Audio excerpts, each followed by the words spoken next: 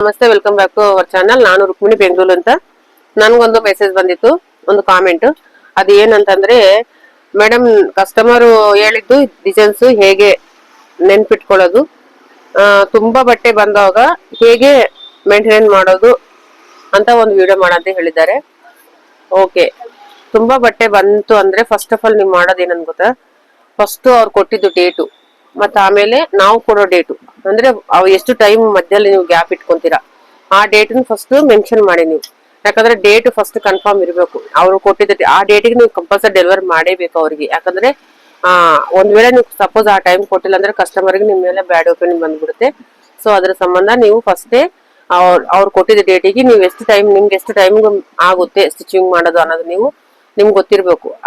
ಯಾಕಂದ್ರೆ ನಿಮ್ ಕ್ಯಾಲ್ಕುಲೇಷನ್ ಮಾಡ್ಕೊಂತಿರಲ್ಲ, ನೀವು ಇಷ್ಟು ಬಟ್ಟೆ ಇದಾವೆ, ನಾನು ಇಷ್ಟು ದಿನ ಕೊಡ್ಬೋದು ಅನ್ನೋ ಥಿಂಕ್ ನಿಮ್ಗೆ ಬಂದ್ರೆ ಆ ಡೇಟ್ಗೆ ನೀವು ಕೊಡ್ತೀನಿ ಅನ್ನೋದು ಅವ್ರಿಗೊಂದು ಡೇಟ್ ಕೊಟ್ಬಿಡ್ಬೇಕು. ಆ ಡೇಟ್ ಪ್ರಕಾರ ಫಸ್ಟ್ ಆ ಆದ್ಮೇಲೆ ಸೆಕೆಂಡ್ ಏನ್ ಮಾಡ್ಬೇಕು, ಅವ್ರು ಏನ್ ಡಿಸೈನ್ ಹೇಳಿದಾರ ಆ ಡಿಸೈನ್ ನ ನೀವು ನಿಮ್ಮ ಹತ್ರ ಬುಕ್ ಅಲ್ಲಿ ಇದ್ರೆ ಆ ಬುಕ್ ನಂಬರು ಮತ್ತೆ ಆ ಬುಕ್ ಅಲ್ಲಿರೋ ಡಿಸೈನ್ ನಂಬರು ಆ ತರ ತಗೊಂಡು ಅದಕ್ಕೊಂದು ಪಿನ್ ಮಾಡ್ಕೋಬೇಕು. ಎಕ್ಸಾಂಪಲ್ ಹೇಳ್ತೀನಿ ನೋಡಿ. ಇವಾಗ ಸಪೋಸ್ ಇದು ನೋಡಿ, ಈ ಬುಕ್ ಇದೆ. ಈ ಬುಕ್ ಎಷ್ಟಿದೆ, ಇಂಥವು ಎಷ್ಟೊಂದು ಬುಕ್ಗಳು ಮ್ಯಾನೇಜ್ ಕಂಪಲ್ಸರಿ ಟೈಲರ್ ಹತ್ರ ಎಲ್ಲರ ಹತ್ರನು ಡಿಸೈನ್ ಬುಕ್ಸ್ ಇರ್ತವೆ ಈ ತರ, ಸರಿನಾ? ಇದು GGR ಫ್ಯಾಷನ್ ಅಲ್ವಾ ಇದು. ಇದರಲ್ಲಿ ಎಷ್ಟು ವ್ಯಾಲ್ಯೂ ನಂಬರ್ 8 ಇದೆ, ಇದು ವ್ಯಾಲ್ಯೂ ನಂಬರ್ 2 ಇದೆ, 3 ಇದೆ, 4 ಇದೆ, ಈ ತರ ನಂಬರ್ಸ್ ಇರ್ತವೆ. ಓಕೆನಾ? ಅವಾಗ ನೀವೇನ್ ಮಾಡ್ಬೇಕು, ಅವ್ರು ಹೇಳಿದ ಡಿಸೈನ್ ಸಪೋಸ್ ಇದೇ ಬುಕ್ ಅಂತ ಕೊಟ್ಟಿದ್ರೆ, ನಾನು ಎಕ್ಸಾಂಪಲ್ ಹೇಳ್ತಾ ಇದ್ದೀನಿ ನಿಮ್ಗೆ. ಈ ಬುಕ್ ನಲ್ಲಿ ಡಿಸೈನ್ ಕೊಟ್ಟಿದ್ರೆ ಫಸ್ಟ್ ವ್ಯಾಲ್ಯೂ ನಂಬರ್ 8 ಅಂತ ಬರ್ಕೋಬೇಕು, 08 ಅಂತ ಬರಿಬೇಕು ಇಲ್ಲಿ, ಸರಿನಾ? ಬರ್ಕೊಂಡ್ಮೇಲೆ ಇದರಲ್ಲಿ ಯಾವ ಡಿಸೈನ್ಸ್ ಇದಾವೆ ನಿಮ್ಗೆ, ಇದು 01 ಕೊಟ್ಟಿದ್ದಾರಾ ಅಥವಾ 03 ಕೊಟ್ಟಿದ್ದಾರಾ, 02 ನಲ್ಲಿ ಕೊಟ್ಟಿದ್ದಾರಾ, ಯಾವ ಡಿಸೈನ್ ಕೊಡ್ತಾರ ಅನ್ನೋದು ಎಕ್ಸಾಂಪಲ್ ನೀವು ನೋಡ್ಕೊಂಡು ಅದನ್ನ ನೀವು ಫಸ್ಟ್ GGR ಫ್ಯಾಷನ್ 08 ಅಂತ ಬರ್ಕೊಂಡು ನೆಕ್ಸ್ಟ್ ಅಲ್ಲಿ ಆ ಡಿಸೈನ್ ಯಾವ್ದು 10 ಕೊಟ್ಟಿದ್ದಾರಾ, 11 ಕೊಟ್ಟಿದ್ದಾರಾ, 9 ಕೊಟ್ಟಿದ್ದಾರಾ, ಅದರ ಪ್ರಕಾರ ಅದರ ಕೆಳಗಡೆ ಬರ್ಕೋಬೇಕು. ಈ GGR ಫ್ಯಾಷನ್ ಅಲ್ಲಿ 8 ನಂಬರ್ಗೆ ನಾನು ಈ ಡಿಸೈನ್ ಹೊಲಿಬೇಕು, ಈ ಡೇಟ್ ಕೊಡ್ಬೇಕು ಅನ್ನೋದು ಒಂದು ಪೇಪರ್ ಮೇಲೆ ಬರೆದು ಏನಾದ್ರು ಬಟ್ಟೆ ಕೊಟ್ಟಿರ್ತಾರ ಅದಕ್ಕೆ ಪಿನ್ ಮಾಡ್ಬೇಕು.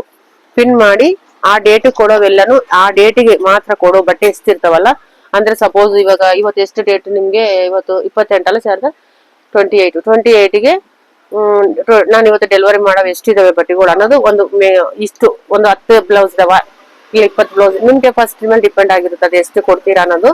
ಅಷ್ಟಕ್ಕೆ ಆ ಡೇಟ್ ಕೊಡೋವು ಈ ತರ ಒಂದು ಈ ತರ ಕಾರ್ನರ್ಸ್ ಇರ್ತಾವಲ್ಲ, ನಾನು ಲೈನಿಂಗ್ ಇಟ್ಟಿದ್ದೀನಿ ಬಟ್ ನಿಮ್ಗೆ ಕಾರ್ನರ್ಸ್ ಇಡ್ತೀನಿ, ಇಲ್ಲ ಒಂದು ಸೈಡ್ ನಿಮ್ ಮನೇಲಿ ಎಲ್ಲಿ ಸ್ಪೇಸ್ ಇದೆಯೋ ಅಲ್ಲ ಒಂದು ಪ್ಲಾಸ್ಟಿಕ್ ಟಬ್ ತರ ಮಾಡ್ಕೊಂಡು ಅದ್ರಲ್ಲಿ ನೀವು ಈ ತರ ಯಾವ ತರ ಅಂದ್ರೆ ಇಲ್ಲಿ ತೋರಿಸ್ತೀನಿ ನೋಡಿ ನಾನು ನಿಮ್ಗೆ. ಒಂದ್ ನಿಮಿಷ. ಇವಾಗ ನಾನು ಇದ್ರಲ್ಲಿ ಥ್ರೆಡ್ಸ್ ಇಟ್ಟಿದ್ದೀನಿ, ಓಕೆನಾ? ಈ ತರ ಪ್ಲಾಸ್ಟಿಕ್ ಟಬ್ ದೊಡ್ಡ ಸಿಗುತ್ತೆ, ಇನ್ನೂ ಸ್ವಲ್ಪ ಬಿಗ್ ಸೈಜ್ ಸಿಗುತ್ತೆ. ಇದ್ರಲ್ಲಿ ಇಟ್ಕೊಂಡು ನೀವು ಅದಕ್ಕೊಂದು ಪಿನ್ ಹಚ್ಬಿಡ್ಬೇಕು. ಇಲ್ಲಿ ಈ ಡೇಟ್ಗೆ ನಾನು ಇದ್ರ ಕೊಡ್ಬೇಕನ್ನೋದು ಒಂದು ಪ್ಲಾಸ್ಟರ್ ಮೇಲೆ ಪೇಪರ್ ಮೇಲೆ ಬರ್ಕೊಂಡು ಇಲ್ಲಿ ಹಚ್ಕೊಂಡ್ ಬಿಟ್ರೆ ಏನಾಗುತ್ತೆ ಅಂದ್ರೆ ಆ ಡೇಟ್ಗೆ ನೀವು ಒಂದು ಪ್ಲಾಸ್ಟಿಕ್ ಟಬ್ಬು ಅಥವಾ ಒಂದೇ ಸೆಲ್ಫ್ ಅಲ್ಲಿ ಒಂದೇ ಡೇಟ್ ಕೊಡೋ ಬಟ್ಟೆಗಳೆಲ್ಲಾನು ಒಂದೇ ಕಾರ್ನರ್ ಅಲ್ಲಿ ನಿಮ್ ಮನೇಲಿ ಏನ್ ಫೆಸಿಲಿಟಿ ನಿಮ್ಗೆ ಇದೆಯೋ, ನಿಮ್ ಅಂಗಡಿಯಲ್ಲಿ ಏನ್ ಫೆಸಿಲಿಟಿ ಇದೆಯೋ ಅದನ್ನ ಒಂದಲ್ಲಿ ಇಟ್ಕೋಬೇಕು. ನೀವು ಎಷ್ಟು ಸ್ಟಿಚಿಂಗ್ ಮಾಡ್ತಾರೆ, ಡೈಲಿ ನಿಮ್ ಕೆಪಾಸಿಟಿ ಎಷ್ಟು ಅಂತ ನೋಡ್ಕೊಂಡು ಅದ್ರ ಮೇಲೆ ನೀವು ಬಟ್ಟೆನ ಅದ್ರಲ್ಲಿ ಒಂದಲ್ಲಿ ಇಟ್ಕೊಂಡು ಆ ಡೇಟ್ ಕೊಡೋ ಆ ಡೇಟ್ ಬಿಫೋರ್ 2 ಡೇಸ್ ಇಲ್ಲ ಅಥವಾ 1 ಡೇ ಬಿಫೋರ್ ಅಂದ್ರೆ ಮಾಡಕ್ ಹೋಗ್ಬೇಡ್ರಿ. ಅವತ್ತು ಕೂಡ 2 ಡೇಸ್ ಬಿಫೋರ್, ಇವತ್ತು 28 ನಾನು ಡೆಲಿವರಿ ಮಾಡ್ಬೇಕಲ್ವಾ, ಅವಾಗ ನಾನು 26 ಸ್ಟಿಚಿಂಗ್ ಸ್ಟಾರ್ಟ್ ಮಾಡಿರ್ಬೇಕು ಎನಿ ಕಂಡೀಷನ್. ಯಾಕಂದ್ರೆ 2 ಡೇಸ್ ಬಿಫೋರ್ ಆದ್ರೆ ಸ್ವಲ್ಪ ನಿಧಾನವಾಗಿ ಆರಾಮಾಗಿ ಮಾಡ್ಬೋದು. ಅರ್ಜೆಂಟ್ ಅಲ್ಲಿ ಮಾಡಿದ್ರೆ ಏನಾದ್ರು ಮಿಸ್ಟೇಕ್ ಆದ್ರೆ ಮತ್ತೆ ಕಸ್ಟಮರ್ ಹತ್ರ 100% ಕಂಪ್ಲೇಂಟ್ ಬಂದೇ ಬರುತ್ತೆ. ಸೊ ಆ ಪ್ರಾಬ್ಲಮ್ ಬರಬಾರ್ದು. ಸ್ಟಿಚಿಂಗ್ ಮಾಡೋ ಬಟ್ಟೆ ಆ ಡೇಟ್ ಕೊಡೋ ಬಟ್ಟೆ ಎಲ್ಲಾನು ಒಂದು ಕಬೋರ್ಡ್ ಅಥವಾ ಒಂದು ಪ್ಲಾಸ್ಟಿಕ್ ಟಬ್ಬು ಅಥವಾ ಒಂದು ಸೆಲ್ಫ್, ಏನೋ ನಿಮ್ಗೆ ಅನುಕೂಲ ಎಲ್ಲೆಲ್ಲಿದೆಯೋ ಆ ತರ ನೀವು ಬಟ್ಟೆನ ಒಂದ್ ಡೇಟ್ ಕೊಡೋ ಮಾತ್ರ ಕಂಪಲ್ಸರಿ ಅದ್ರಲ್ಲಿ ಇಟ್ಕೋಬೇಕು. ಆ ಡೇಟಿಗೆ ನೀವು 2 ಡೇಸ್ ಬಿಫೋರ್ ಸ್ಟಿಚಿಂಗ್ ಸ್ಟಾರ್ಟ್ ಮಾಡ್ಬೇಕು, ಮತ್ತೆ ಫಿನಿಶಿಂಗ್ ಎಲ್ಲ ಮಾಡಿ ಲಾಸ್ಟ್ ಅಲ್ಲಿ ಫೈನಲ್ ಗೆ ಕಸ್ಟಮರ್ ಕೊಡೋ ಬಿಫೋರೆ ಹ್ಯಾಂಗ್ ಮಾಡ್ತಿರಲ್ವಾ, ಹ್ಯಾಂಗ್ ಮಾಡೋ ಮುಂಚೆನೆ ಅದನ್ನ ಇಲ್ಲ ಪ್ಲಾಸ್ಟಿಕ್ ಕವರ್ ಅಲ್ಲಿ ಪ್ಯಾಕ್ ಮಾಡಿಡ್ತೀರಾ, ಇಲ್ಲ ಒಂದು ಡಿಸ್ಪ್ಲೇ ಮಾಡ್ತೀರಾ, ಅದು ನಿಮ್ಗೆ ಬಿಟ್ಟಿರೋದು.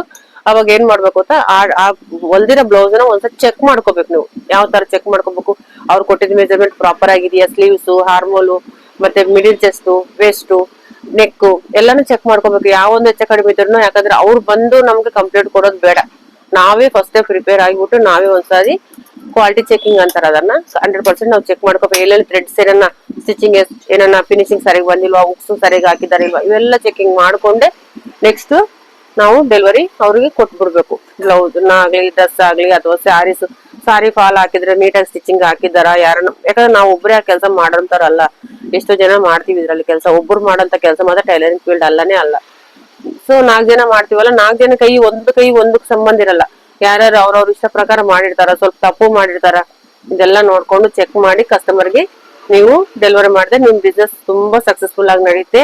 ಹೆಸರು ಕೆಡ್ಸ್ಕೋಬಾರ್ದು. ಮಾರ್ಕೆಟ್ ಅಲ್ಲಿ ಹೆಸರು ಯಾವತ್ತೂ ಕೆಡ್ಸ್ಕೊಳಕ್ ಹೋಗ್ಬಾರ್ದು. ಯಾವ ಟೈಲರೇ ಆಗ್ಲಿ, ಮಾರ್ಕೆಟ್ ಅಲ್ಲಿ ಅಥವಾ ಅಕ್ಕಪಕ್ಕದ ಮನೆಯಲ್ಲಿ ಆಗ್ಲಿ, ಯಾರೇ ಹೇಳಿದ್ರೆ ಫಲಾನ ಟೈಲರು ಫಲಾನ ಚೆನ್ನಾಗಿ ಹೊಲಿತಾರೆ ಅನ್ನೋದು ಹೆಸರು ತಂದ್ಕೋಬೇಕು ಹೊರತು, ಕೆಡಿಸ್ತೀವಿ ನಾವ್ ಇವತ್ತು ಇವ್ರು ಕೆಡಿಸಿ ಕೊಡ್ತಾರೆ ಅನ್ನೋದು ಯಾವತ್ತು ಅನ್ಸ್ಕೋಬಾರ್ದು. ಎಷ್ಟು ದೂರ ಇದ್ರೂ ಕಸ್ಟಮರ್ ನಮ್ನ ಹುಡ್ಕೊಂಡ್ ಬರ್ಬೇಕು. ಆ ತರ ನಾವು ಫಿನಿಶಿಂಗ್ ಅಥವಾ ಫಿಟ್ಟಿಂಗ್ ಕೊಡೋಕು ನಾವು ಪ್ರಯತ್ನ ಮಾಡ್ಬೇಕು.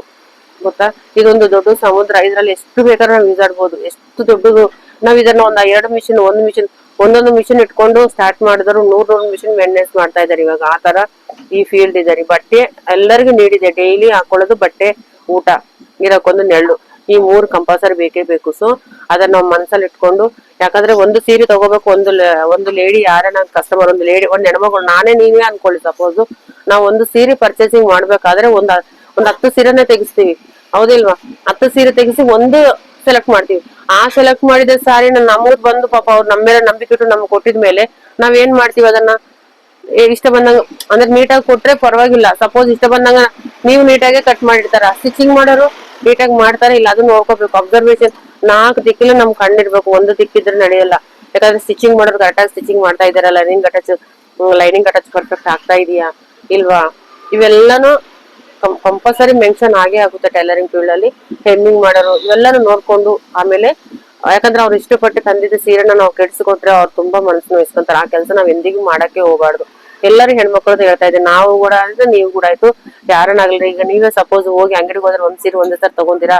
ಸಾಧ್ಯನೇ ಇಲ್ಲ ತಗೊಳಕ್ಕೆ. 10 ಸೀರೆ ತೆಗಿಸ್ತೀರಾ. ಆ ತರನೇ ಡ್ರೆಸ್ ಆಗ್ಲಿ, ಯಾವ್ದೇ ಆಗ್ಲಿ, ಒಟ್ಟಾರ ನಾವ್ ಯಾವ ಸ್ಟಿಚ್ ಮಾಡ್ತೀವಿ ಅನ್ನೋದು ಅದ್ರ ಮೇಲೆ ಡಿಪೆಂಡ್ ಆಗಿರುತ್ತೆ.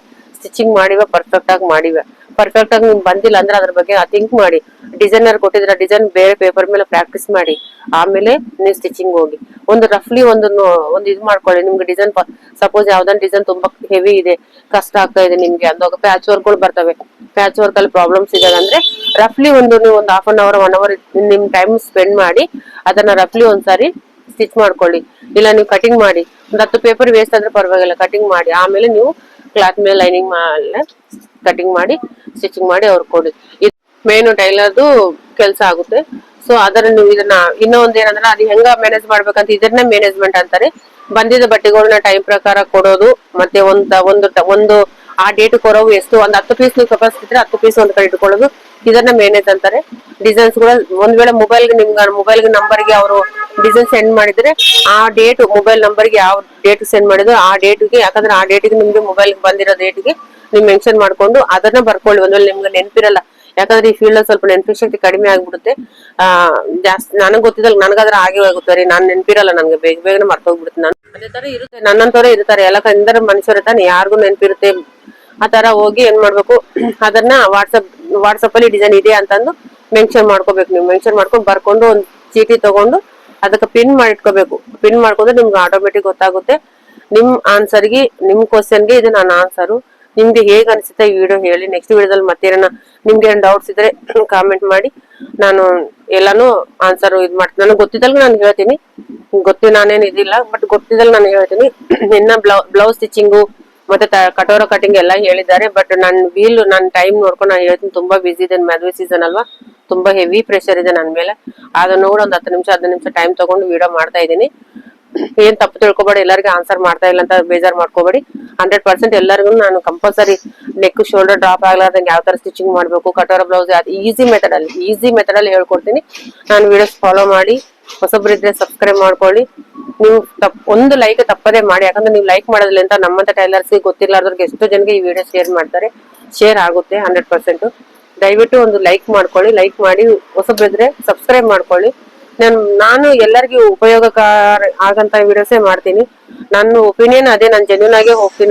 ನಾನು ಈಗ ವಿಡಿಯೋಸ್ ಮಾಡ್ತಾ ಇದ್ದೀನಿ, ನನಗೇನು ದುಡ್ಡು ಬರ್ಬೇಕಂತ ಆಸೆ ನಾನು ಇದು ಮಾಡಲ್ಲ. ಬಟ್ ನನ್ನಿಂದ ಇನ್ನೊಬ್ರಿಗೆ ಯೂಸ್ ಆಗ್ಲಿ, ನಾನು ಇಷ್ಟು ಬಿಸಿ ಇದ್ದೇನ್ರಿ ಇವಾಗ ಸದ್ಯಕ್ಕೆ, ನಾನು ಎಷ್ಟು ಕೆಲಸ ಇದೆ ನನ್ಗೆ, ಅದನ್ನು ವಿಡಿಯೋ ಮಾಡ್ತಾ ಇದ್ದೀನಿ. ಯಾಕಂದ್ರೆ ನನ್ಗೆ ಗೊತ್ತಿದ್ದವ್ರಿಗೆ ಇನ್ನೊಂದು 4 ಜನ ಗೊತ್ತಾಗ್ಲಿ. ನಾನು ಈಗ ಎಲ್ಲರೂ ಒಬ್ರೊಬ್ರು ಕರೆದ್ಬಿಟ್ಟು ಹೇಳಕ್ಕಂತ ಆಗಲ್ಲ. ಇದು ಸೋಷಿಯಲ್ ಮೀಡಿಯಾ, ಇದ್ರ ಮಾಧ್ಯಮವಾಗಿ ಎಲ್ಲರಿಗೂ ಗೊತ್ತಾಗ್ಲಿ, ಟೈಲರ್ ಎಲ್ಲ ಇಂಪ್ರೂವ್ಮೆಂಟ್ ಆಗ್ಲಿ. ಮನೆಗೆ ಸಿಂಗಲ್ ಹೆಣ್ಮಕ್ಳು, ಹಂಗ ಹಸ್ಬೆಂಡ್ ಇಲ್ಲಾರ್ದವ್ರು, ಬಿಟ್ಕೊಟ್ಟಿದವ್ರು, ಎಷ್ಟು ಜನ ಹೆಣ್ಮಕ್ಳು ಪಾಪ ಸಿಂಗಲ್ ಹೆಣ್ಮಕ್ಳು ಇರ್ತಾರಲ್ಲ, ಅವ್ರಿಗೂ ತುಂಬಾ ಹೆಲ್ಪ್ ಆಗುತ್ತೆ. ಎಷ್ಟು ಜನ ಮನೆಗಿದ್ದು ಮಾಡ್ಕೊಂತ ಕೆಲ್ಸಗಳಿಗೆ ನಂದು ಒಂದು ಆಲೋಚನೆ ಯೂಸ್ ಆಗ್ಲಿ ಅನ್ನೋದು ಒಂದು ಉದ್ದೇಶದಿಂದ ನಾನು ವಿಡಿಯೋಸ್ ಮಾಡ್ತಾ ಇದ್ದೀನಿ. ದಯವಿಟ್ಟು ಅರ್ಥ ಮಾಡ್ಕೊಳ್ಳಿ, ಒಂದು ಲೈಕ್ ಮಾಡಿ, ಹೊಸಬ್ರು ಇದ್ರೆ ಸಬ್ಸ್ಕ್ರೈಬ್ ಮಾಡ್ಕೊಳ್ಳಿ. ನೆಕ್ಸ್ಟ್ ವಿಡಿಯೋದಲ್ಲಿ ನಿಮ್ಗೆ ಏನೇ ಡೌಟ್ ಇದ್ರು ಕಾಮೆಂಟ್ ಮಾಡಿ, ನನಗೆ ಗೊತ್ತಿದ್ದಲ್ಗ ನಿಮ್ಗೆ ತಿಳಿಸ್ತೀನಿ. ನೆಕ್ಸ್ಟ್ ವಿಡಿಯೋದಲ್ಲಿ ಮೀಟ್ ಆಗೋಣ. ಥ್ಯಾಂಕ್